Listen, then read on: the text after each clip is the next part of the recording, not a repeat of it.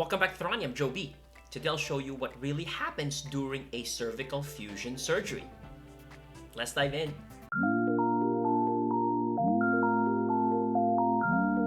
For a patient who has right claudicant symptoms from early myelopathy due to C4-C5 and C5-C6 stenosis as confirmed by X-rays or MRI, an anterior cervical discectomy and inner body fusion is necessary.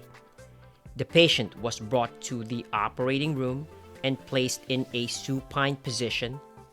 After induction of general anesthesia, appropriate draping was performed and the surgery is carried out using sterile techniques.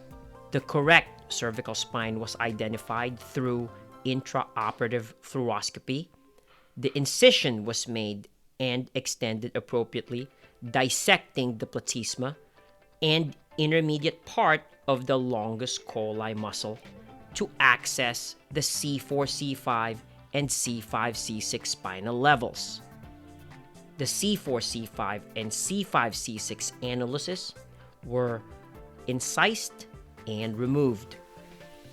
Antibiotic solution was used for irrigation, and a high-speed drill was used to shave osteophytes and prepare the end plates for fusion.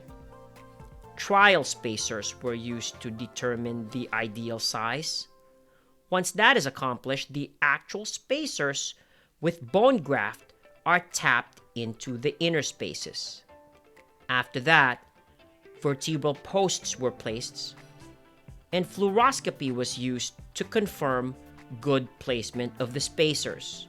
The platysma and subcutaneous tissue layers were closed with sutures, and the skin was closed by skin glue. So do you want to know what happens during a carpal tunnel release surgery? If so, then watch this next video. Thank you so much.